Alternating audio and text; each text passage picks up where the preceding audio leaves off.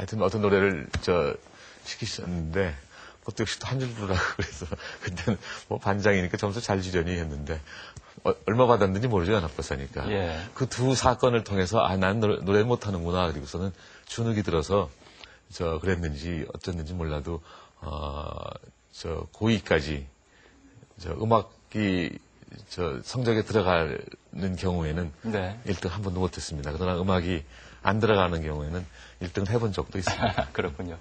근데 지금 음악에 관한 말씀하셨는데요. 사안회라든가 또는 이제 총리님께서 기분 좋으실 때 한 소절 이렇게 부르시는 것이 많은 분들의 호응을 받는 걸로 알고 있거든요. 아닙니다. 저는 아주 어떤 모임에 가서 노래 시킬까 봐 아주 괴롭습니다. 그러나 이제 최근에는 소위 노래방이라는 게 생기지 않았습니까? 예. 그래서 노래방 가면은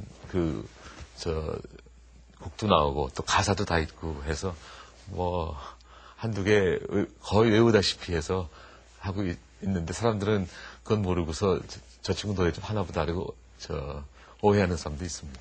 가장 즐겨 부르시는 애창곡 잠깐만 여쭤볼 수 있을까요, 총리님? 예, 여기서 부르라고 하면 못하겠지만 제가 사랑의 미로 좋아해요. 조금만 여쭈면 안 될까요? 네? 이 자리에서 조금만 불러주시면 안 되겠습니까? 글쎄 그토록 다짐을 하건만 사랑은 할 수 없어요. 그런 노래 있지 않습니까? 아유, 이거 바꾸셔야 될 것 같은데. 아니, 근데 이 노래 실력이 왜 1등을 못하게 했던 이유였는지 전 이해가 가지 않는데요. 참 잘하시는데요. 아니에요. 제가 높고 낮음도 모르고 길고 짧음도 잘 몰라요. 그래서 사실 제가 교회를 다니는데 찬송가 한 4, 50년 동안 불러본 찬송가들인데 항상 다른 사람보다 0.1초 늦게 해갖고서 맞추지. 제가 리드한 경우가 일이 없어요. 그러신가요? 어떻게 보면 그런 맑음을 잃지 않으신 이유 중에 하나가 네 분의 아버님이 계시다는 말씀을 들었는데요. 우리 생부 예. 아버님은 9살에 돌아가시고 또 아버님이 돌아가시기 전부터 둘째 아버지께서 그 딸만 6인가 7인가 딸만 6인가 있고 아들이 없었어요. 그래서 저는 둘째 아버지한테 양자로 가기로 돼 있었습니다. 예. 그리고 실제로 고등학교 때 그 둘째 집에 양자로 갔고 그래서 양부가 있으니까 두 번째 아버지시고 예.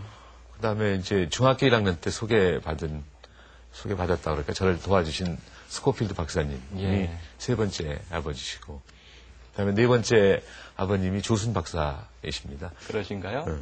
또 이제 기억에 남는 은사도 여러 분 계실 것 같습니다. 어떻게 보면 오늘 그 자리에 계시기까지 선생님들의 도움이랄까 역할이 참 클 것 같은데요. 어느 선생님이 가장 기억에 남으십니까? 초등학교 때는 김희정 선생님. 김희정 선생님이요. 네. 예. 제가 이제 외국 유학 갔다 와서 서울시 교육청에 가서 찾아봤습니다만 모른다 그래갖고 아직도 못 배웠어요. 네. 김희정 선생님은 제가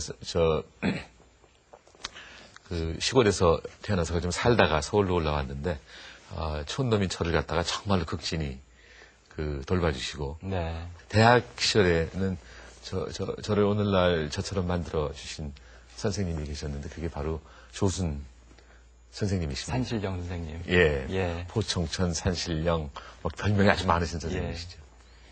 또 스코필드 박사와의 인연도 빼놓을 수가 없겠죠. 예, 저는 그냥 무조건 중학교 시험 치고 보자 해서 경기중학교에 합격을 했는데 등록금이 없어서 중학교 갈 형편이 못 됐습니다만 저희 동네에 있던 당시 서울 농대 교수이시던 이영수 교수께서 당시 농대 수의학과에 초빙 교수로 계시던 스코필드 박사님을 소개해 주시고 그 네. 스코필드 박사님이 등록금을 내주셔서 그 경기중학교, 경기고등학교 편하게 다닐 수 있었습니다. 네. 스코필드 박사님은 구체적으로 어떤 성품을 지닌 분이셨는지요?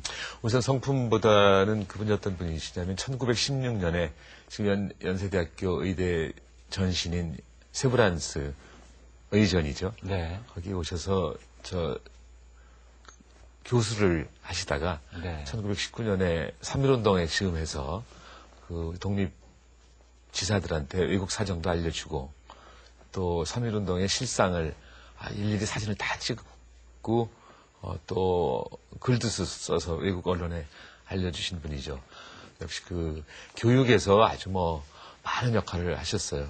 그분은 항상 저보고 저는 이제 중학생이고 또 고등학생이고 대학생이면서 저 배웠습니다. 항상 정직하게 살아라. 네. 성실하게 살아라.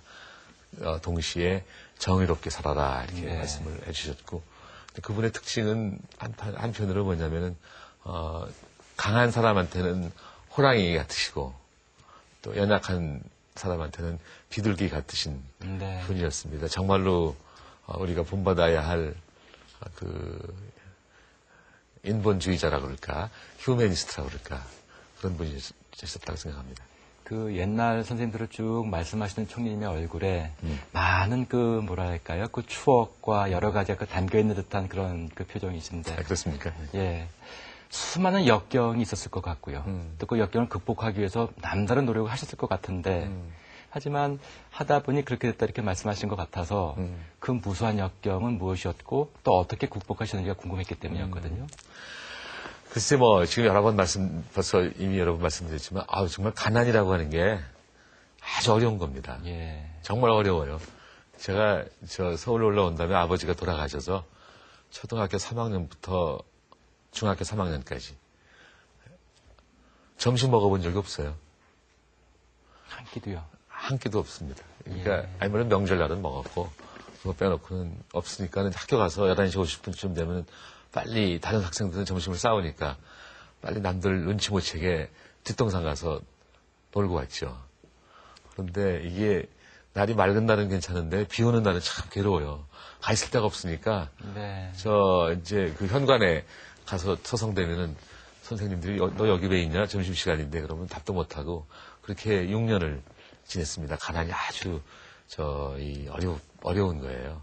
네. 그다음에 아까 우리 어머님이 뭐 연세가 많으시다 이렇게 말씀을 드렸습니다만 뭐 한 번도 이 말씀은 누구한테 말씀 안 드린 것입니다만 이렇게 이제 대화가 많지 않으니까 우선 저 나이 차이도 있고 거기다가 점잖 않으시고 대화가 많지 않으니까는 좀 상당히 외로움도 많이 탔습니다. 그러니까 이 가난하고 외롭고 이런 것이 제 일생에서 가장 어려움이 아니었나 하는 생각이 드는데 네. 뭐 그냥 항상 그때마다 공부 닥치면 공부, 야구 닥치면 야구, 등산 닥치면 등산 열심히 하니까 그런 뭐 가난도 잊어버리기도 하고 누가 와서 도와주기도 하고 외로움도 잊어버리기도 하고 또 때로는 좋은 친구들이 나와서 또 그 외로움도 다 극복하고 이렇게 살았습니다. 총리님 이제 웃으면서 말씀하시는데